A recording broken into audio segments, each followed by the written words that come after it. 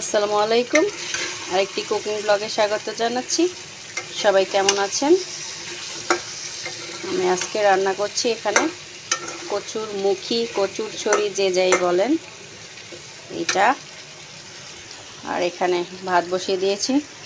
এটা মোটামুটি আমার রান্না করা শেষ।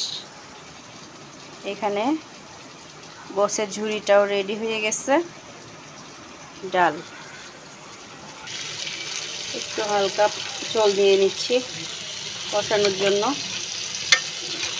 ছড়ি খেতে কার কার ভালো লাগে? আমার তো খুবই পছন্দের একটা জিনিস।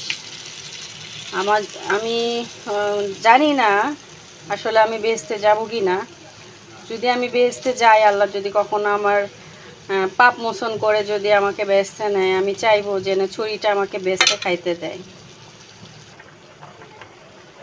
ছড়িটা আমি শিং মাছ দিয়ে রান্না করছি, তাই শিং মাছ দিয়ে দিলাম। করলা ভাজিটা হচ্ছে, এটা আমি মাছের ডিম দিয়ে বসিয়েছি।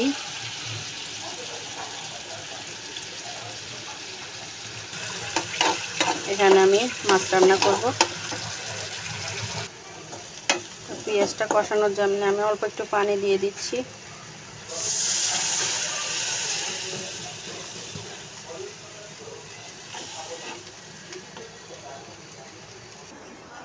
আমার কচুর ছড়িটা রান্না করা হয়ে গেছে। আমি এটা যে নামানোর সময় ভিডিওতে ধরতে ভুলে গিয়েছিলাম। আমার করলা ভাজিটা হয়ে গেছে, আমি এখন এটা নামিয়ে দিচ্ছি। মাছটা হলে আজকের মতো রান্না বান্না শেষ। ঝোলটা কষানো হয়ে গেছে, আমি এখন মাছটা দিয়ে দিয়েছি। এটা আপনারা কি মাছ বলেন জানি না, কাইকা কাকিলা যে যেই নামেই চিনেন, এটা সেই মাছ।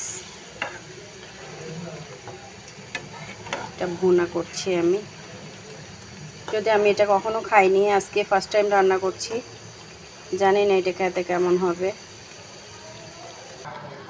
তো আমার মাছটা হয়ে গেছে। আমার আজকের ব্লগটি আমি এখানে শেষ করে দিচ্ছি।